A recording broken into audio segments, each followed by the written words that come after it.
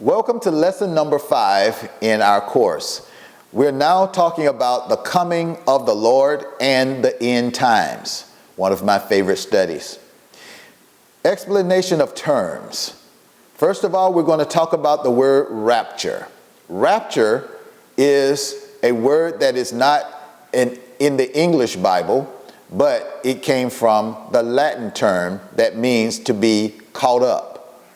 We're also going to talk about the word tribulation. The word tribulation means extreme tough times, hardships, or sufferings. We're going to talk about abomination of desolation. This is the working of Satan designed for destruction. Let me say that again.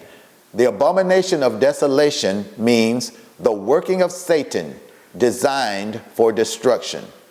The word desolation means emptiness, useless, and disorder.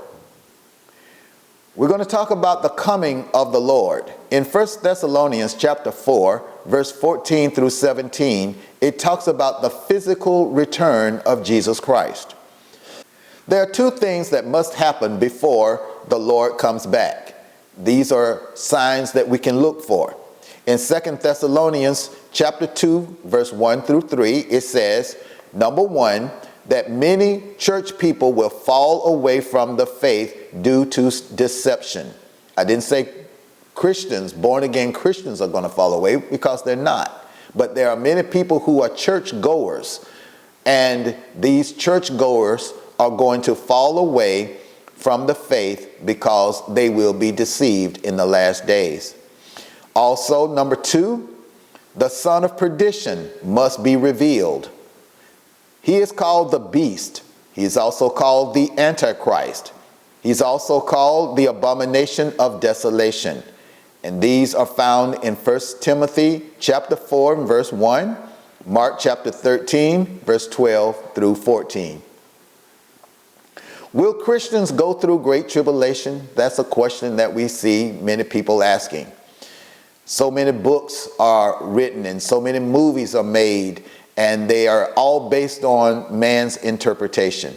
But according to the Bible, yes, Christians will go through great tribulation. In Matthew chapter 24, verse 21, Revelation chapter 7 and verse number 14 lets us know that Christians will experience great tribulation. In Daniel chapter 9, it states that there is a 7-year period of desolation yet to come just before Jesus returns to set up his earthly kingdom. The elect of God will undergo strong persecution under the Antichrist for the first 3.5 years of that 7 years. Then they will be caught up to heaven after that. God will send disastrous plagues upon the earth for the next 3.5 years, followed by Christ's return to set up his 1,000-year reign on earth. So that is just in a short nutshell of an explanation of what's about to happen in the last days. So now I want to give you a chronological order of how these things are going to happen as they are listed in the Bible.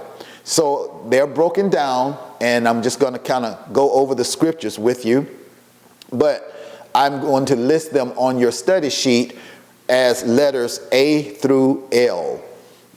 All right, let's start.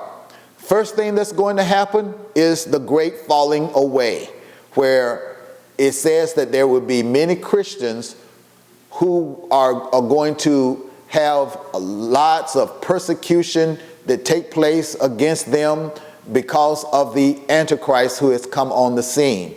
And so when many Christians and Jews are persecuted, there will be some who are not going to stand because they are not actually Christians. These are the perceived, these are those who have perceived salvation.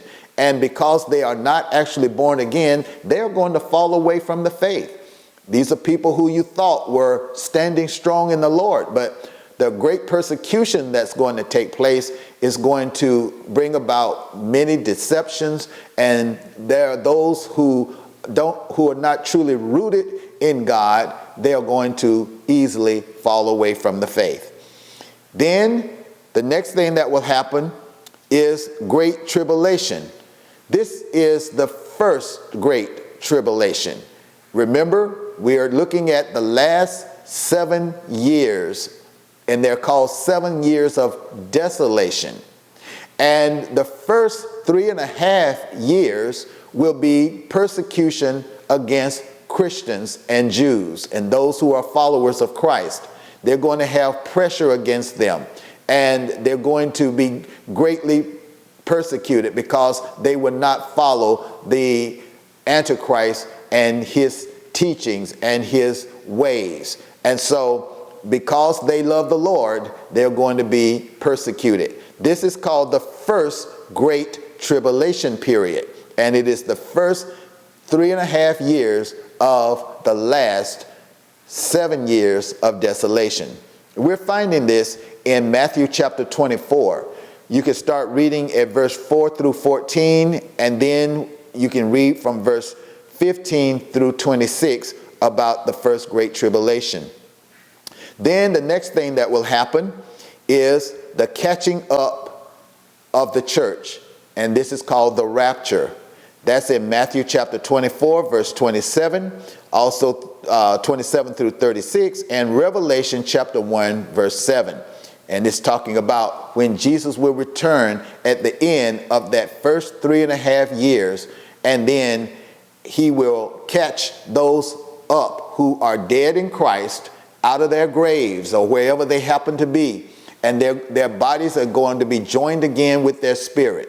Then those who are still alive on the earth, they will be caught up in the air to meet the Lord and they will forever be with the Lord. Then after that is going to be a great reunion in heaven. Revelation chapter 7, verse 9 through 14, where it talks about the saints of God coming together in one place, all worshiping the Lord in heaven together. It's going to be a great reunion of all believers of all times, and the number would be so great that we couldn't even number that number, because there's so many people who have come to the Lord over the centuries, and now they are all gathered together in heaven. We call it sometimes the marriage supper of the Lamb. Then the next thing that will happen while the saints are gathered in heaven, on the earth there will be great plagues, and this is the second great tribulation period. The second great tribulation period. This time the saints are already raptured and caught up with the Lord. And on the earth, the last 3.5 years, the earth is going to experience great plagues that come from God. This is the wrath of God, and saints are not appointed to the wrath of God. So these are the people who are the followers of the Antichrist, and they have taken up the ideas of the Antichrist, and they follow him. And remember, he is just a false Christ who has come on the earth, and people think that he has all the answers, and they will cling to him.